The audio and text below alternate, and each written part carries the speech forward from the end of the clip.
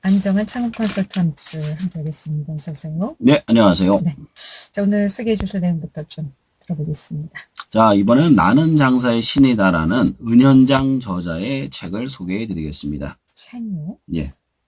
창업하고 책, 어떤 연관이 있을까요? 이 책 자체가 네. 창업 컨설팅을 한 내용을 나오는 겁니다. 그렇군요. 예. 자, 그렇다면 책 소개를 하기 전에 은현장 예. 저자 어떤 분인지 좀 알아볼까요?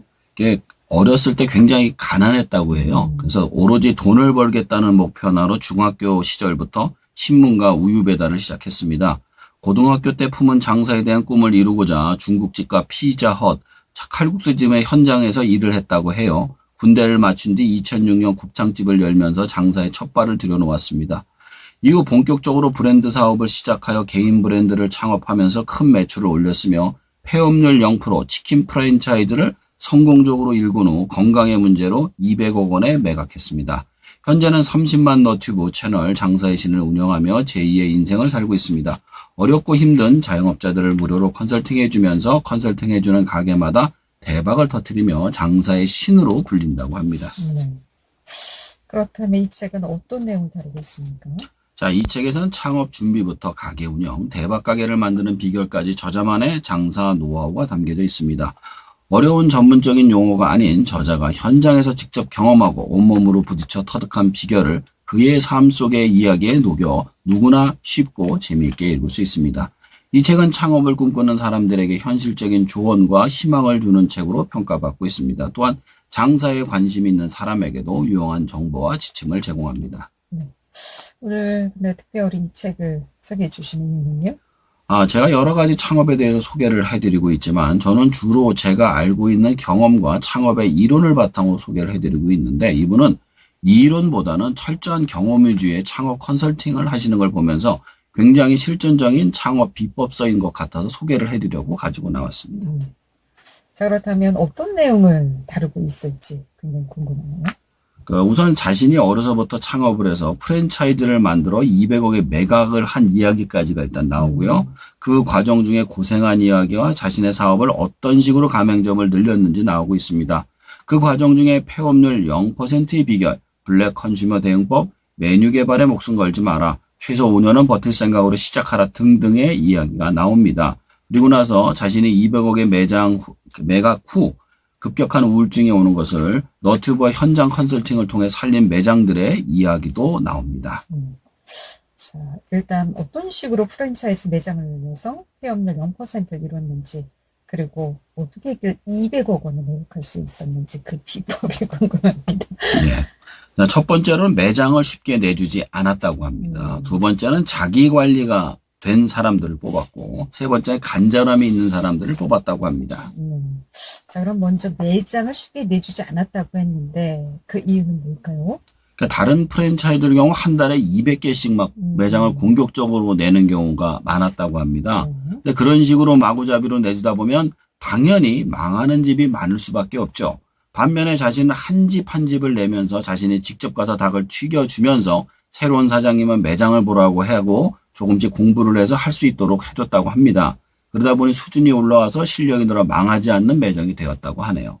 직접 매장에서 닭도 튀겨주셨다는 말씀이시네요. 그렇죠. 다음으로는 자기 관리가 된 사람들을 뽑았다고 얘기했는데 이건 정확히 어떤 기준으로 뽑았을까요? 자, 프랜차이즈 매장을 하겠다고 오는 사람들의 마음가짐을 봤다고 합니다. 프랜차이즈를 하겠다고 오면서 고급 양복에다가 아주 비싼 시계 차고 오는 밍크 코트에다가 힐 신고 오시는 분들이 있어요. 또는 슬리퍼에 반바지 혹은 네일을 하고 오신 여성분들 경우 다 돌려보냈다고 합니다. 기본적으로 이것도 직업을 구하러 오는 과정인데 면접을 오는 마음가짐으로 오는 게 아니라 그냥 돈만 내면 도는 것이라 생각하는 사람들은 일단 걸렀다고 합니다. 그런 식으로 걸러도 절반 이상 걸러진다고 하더라고요. 그러니까 내일을 하고 온 여성들은 일을 하지 않겠다라는 그런 뜻으로 해석을 하셨나 보죠. 그렇죠. 이제 시계도 고급 시계 차고 오신 분 같은 경우는 그 고급 시계를 차고 치킨을 튀길 일은 없잖아요. 그러니까 마음가짐이 안 돼 있다. 그것도 반면에 또 너무 슬리퍼에 반바지에 이렇게 오시는 분들도 마음 자세가 안 돼 있다. 이런 사람들은 다 안 뽑았다고 해요. 자, 그리고 간절함이 있는 사람들을 뽑았다고 표현했는데, 간절한 사람들을 선별하는 방법이 따로 있었을까요? 자, 이게 진짜 중요해요. 간절함에는 진짜 간절함하고 가짜 간절함이 있다고 해요. 진짜 간절함은 사람이 변하지 말아야 하는 겁니다. 근데 조금 장사가 돼서 할 만하면 변해버리는 사람들이 대부분이에요. 그건 진짜 간절함이 아니라 가짜 간절함이라고 하네요. 근데 그런 것을 보기 위해서 자기가 다른 프랜차이즈 매장을 몇 달 동안 일을 같이 해본답니다. 그럼 일을 해보면 힘든 일도 있고, 뭐 블랙 컨슈머도 있고, 뭐 말도 안 되는 경우도 있잖아요. 그렇죠. 그럴 때 일을 해보면 확실히 이 사람이 간절함이 진짜인지 아닌지가 확 나타나는 거죠. 그 외에도 기준 중에 이게 또 재밌는 게 덩치가 너무 크거나 뚱뚱한 사람은 제외했다고 합니다. 그건 왜 그렇습니까? 이게 식당의 주방이라는 게 좁기 때문에 덩치가 큰 사람이 일하기가 힘들어서 그랬다고 해요. 또 뚱뚱한 사람의 경우 오랜 시간을 서서 일을 해야 하기 때문에 무릎에 무리가 많이 가기 때문에 제외했다고 합니다. 그 외에도 지병이 있거나 장시간 근무가 불가능한 사람이요 아예 면접에서 탈락을 시켰다고 합니다. 정말 냉철하게 일에 대해서만 초점을 맞춰서 평가한 것 같습니다. 그런데 좀 의아한 것이 음식점이라면 사실 이 메뉴 개발이 필수적이지 않겠습니까? 예. 그런데 메뉴 개발에 목숨을 걸지 말라고 했는데 그 이유는 뭘까요? 자, 이 부분이 이게 저자의 장사 노하우하고 연결되는 부분인데요. 네. 자신이 남들보다 먼저 메뉴나 아이템을 개발한 적이 많다고 합니다. 이게 맥주 마시러 갈 때 아이스컵 내놓잖아요. 네. 자기가 전국에서 최초로 내놨었대요. 근데 다들 싫어했대요, 처음에는. 근데 이게 나중에 대기업에서 대대적으로 광고를 하고 나니까 그 다음서부터는 사람들이 찾는 거예요. 그래서 그때마다는 사람들이 컴플레인을 내놓고 나중에 대기업이 대대적으로 광고를 할 때 받아들이는 걸 보면서 그냥 고객들이 좋아하는 정도에서만 메뉴 개발을 하고 그 다음에 대기업이 대대적으로 광고할 때 따라서 하는 것이 좋기 때문에 그걸 알았다고 해요. 장사의 기술과 장인의 기술은 착각하면 안 된다고 반복적으로 이야기를 해줍니다. 너무 앞서가도 나가는 경우가 많죠. 그렇죠. 그래서 항상 시기에 맞게 내 능력에 맞게 가야 된다는 겁니다. 그런데 혁신적인 메뉴를 개발해서 성공한 음식점들도 있지 않습니까? 자, 그건 정말 꾸준한 장인 정신을 가지고 오랜 시간 동안 투자를 한 사람들만 가능한 거라고 얘기를 해요. 예를 들어 정말 맛있는 음식점인 경우 몇 대째 혹은 몇십 년 동안 이렇게 알려져서 이렇게 맛집이 되잖아요. 1년도 안 된 맛집 들어보신 적 있어요? 거의 없어요. 마찬가지로 오랜 시간 동안 자연적으로 시장 선택을 받은 집들 말고는 대부분 실패하기 때문에 내가 창업을 할 거면 대세에 올라타서 해라. 이 얘기를 해주는 겁니다.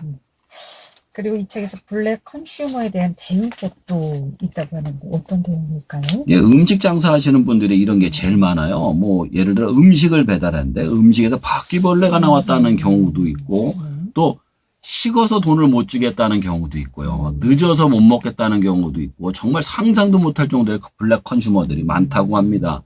근데 그게 억울하다고 싸우다 보면 다른 손님을 놓치기 때문에 억울해도 그냥 원하는 대로 해주라고 합니다. 그리고 음식물 책임 보험이 있어요. 여기서 10만 원까지 가능하기 때문에 그냥 싸우지 말라고 죄송하다고 이야기하고 블랙리스트에 올려서 다음부터는 주문받지 말라고 이야기를 합니다.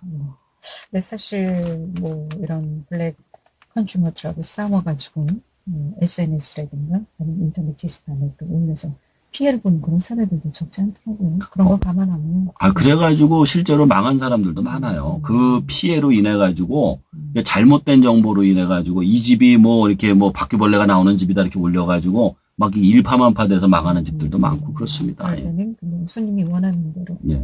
해주는 것이 대응법이다. 예. 자, 그리고 최소한 5년은 버틸 생각을 시작하라고도 이야기를 했는데 어떤 이야기를 한 까닭이 따로 있을까요? 처음에 창업을 해서 돈을 벌려고 하시는 분들이 있어요. 근데 다 그렇죠. 하는 거잖아요. 네. 근데 이게 왜 말이 안 되느냐 하면 처음에 손님이 없을 거 아니에요. 네. 손님이 없으면 당연히 규모의 경제가 이루어지지 않죠. 그러니까 하루에 내가 치킨을 가지고 뭐 60마리를 튀겼어요. 60마리를 튀겨야지 뭐 얼마가 남는다 이건데 하루에는 손님이 없으면 10마리만 튀기면 당연히 재료를 버려야 될 거 아니에요. 그럼 당연히 수익이 없죠. 그러니까 결국 몇 년, 1년 이내에 기본 손님이 쌓여서 올 때까지를 버텨야 되는 거예요. 근데 이 은현장 저자 같은 경우에는 5년 정도를 해서 내가 단골을 많이 만들어 버틸 정도의 시간을 가지고 준비를 해서 하라 이런 얘기를 하는 거죠.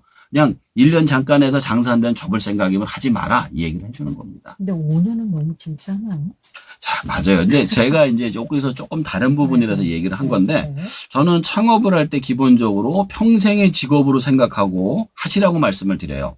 이런 분들 많아요. 내가 원래 이거 하던 사람이 아닌데, 내가 이거 할 사람이 아닌데라는 얘기를 꽤 많이들 하시는데, 그런 분들 대부분 망합니다. 왜냐하면 내 직업에 대한 프라이드가 없는 사람이 그 일을 잘할 수가 없어요.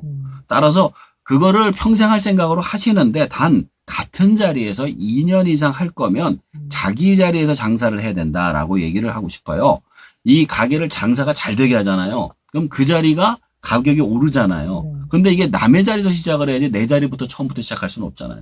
그렇죠. 그래서 따라서 결국 그 모든 장사의 끝은 부동산이기 때문에 세월이 지나면 물가가 상승하고 땅값이 늘기 때문에 내가 가진 젊음과 에너지는 소진될 수밖에 없기 때문이죠. 따라서 저는 창업은 몫이 좋은데 가서 단골을 많이 만들어서 조금씩 외진 곳으로 이사 가서 거기서 자기 자리를 만들어서 버티는 게 가장 좋은 방법이다 이렇게 생각을 합니다.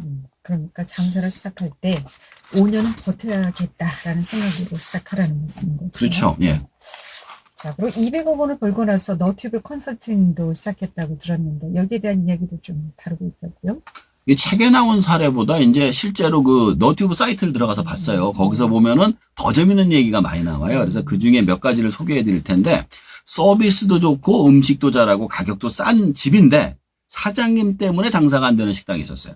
사장님 때문에. 사장님 때문에 1급 요리사 출신인데 이제 장사가 안 되는 집, 이게 컨설팅을 해서 두 가지 이야기가 굉장히 재밌습니다. 그럼 먼저 서비스도 좋고 음식도 잘하는데 사장님 때문에 장사가 안 되는 식당 왜 그렇습니까? 그 사장님 팔에 이렇게 커다란 문신이 있는 거예요. 그래서 왔던 사람들이 음식은 참 맛있어요 하고 가는데 다시는 안 오는 거죠. 뭔가 무언에 그게 있는 거죠. 그래서 컨설팅 내용이 간단해요. 문신을 가려라. 그랬더니 손님이 다시 늘어났다고 하더라고요. 그리고 나서 조금 더 이제 손님들한테 친근하게 이야기하는 법을 알려주고 나서 매출이 급상승을 했다고 합니다. 1급 요리사 출신인데 장사가 안 되는 집은 또 어떤 경우인가요? 이게 5성급 호텔 요리사 출신이에요. 네. 그러니까 거기 가면 막 수십만 원에서 뭐 수백만 원을 줘야 되는 음식을 그대로 재료를 가지고 공수해서 만드는데, 예를 들어 이제 회초밥 이렇게 한 세트면은 뭐 우리가 나가서 먹으면 점심 정식으로 10,000원에서 한 20,000원 사이에 먹잖아요. 이 사람은 50,000원, 60,000원에 내놓은 거예요. 그러니까 당연히 장사가 될 리가 없죠. 그래서 이제 먹어보니 그 진짜 맛은 있는 거예요. 그래서 이게 얘기를 해주는 거죠. 우리는 여기서 장사를 하는 거지 뭐 예술을 하는 게 아니다. 그리고 호텔에서는 그 가격을 받는 이유가 호텔이라는 어떤 장소 대여비가 들어가 있는 거지, 이런 식당에서는 그런 장소를 대여해주는 비용에 대한 게 없다, 이런 설명을 해주는 거예요. 그래서 그 사람이 하는 것 중에서 싸게 제공할 수 있는 음식으로 세트로 통일을 해가지고 판매를 해서 성공한 케이스가 있었습니다. 근데 그 외에도 많은 이야기가 나오고 있습니다. 장사 관련된 여러 사례 공감가게 잘 다루고 있는 책이라는 생각이 드는데, 이 컨설턴트께서도 이 책을 보면서 어떤 생각을 좀 하시게 됐을까요? 우선 굉장히 실전적인 창업 컨설팅 방식이라는 생각이 듭니다. 제가 오늘 다 소개를 못했지만 남들보다 1시간 먼저 열어 1시간 늦게 닫는 것이 돈 버는 비법이다라는 이야기가 나와요. 아주 직설적이고 간단한 방법이죠. 근데 이게 왜 방법이냐면 그 집이 문 열기 전에 다른 손님이 오고 문 닫은 다음에 놓친 손님이 또 오니까 결국에는 그 손님을 더 받아가지고 돈을 벌어라 이 얘기예요. 근데 1시간 일찍 열고 1시간 늦게 닫는 것도 쉬운 일은 아니겠잖아요. 아유, 훨씬 더 힘들죠. 힘들죠. 그런데 내가 그 집보다 많이 팔 자신이 없으면 이 수밖에 없다, 이렇게 얘기를 해주는 거고요. 또 한 가지는 손님에게 주는 서비스를 아깝게 생각하면 절대로 성공할 수 없다. 그러니까 내가 규모의 경제가 될 때까지 계산을 한 게 있단 말이에요. 그 금액까지는 이 손님들한테 꾸준히 서비스를 제공해야 돼요. 근데 그렇지 않고 중간에 이게 아까우니까 멈춘다 그러면 손님이 떨어져 나간다는 거죠. 사실 1,000원짜리 사이다 하나, 콜라 하나 때문에 손님 떨어져 나가는 경우도 실제 있거든요. 그렇죠. 근데 이게 꾸준히 해야 돼요. 그러지 않으면 이제 왔다 갔다 하면 안 되는 거예요. 또 실제로 이게 성공 방법이라는 것, 확실한 컨설팅이라는 것 생각들도 굉장히 많아요. 그리고 아까도 얘기했지만 어떤 문신을 가리라든가 아니면은 가격대를 갖다 정확히 맞춰라든가, 이게 아주 단순한 얘기거든요. 누구나 상식적이고. 근데 이거를 못해서 망하는 집들이 많기 때문에 이런 간단하지만 확실한 컨설팅을 알려주고요. 근데 조금 아쉬운 거는 폐업의 기술도 가르쳐줬으면 좋았을 거. 그러니까 왜냐하면 이 사람의 능력이 안 돼서 접어야 되면 어느 지점에서 접어야 된다라는 얘기가 안 나와요, 이 책에는.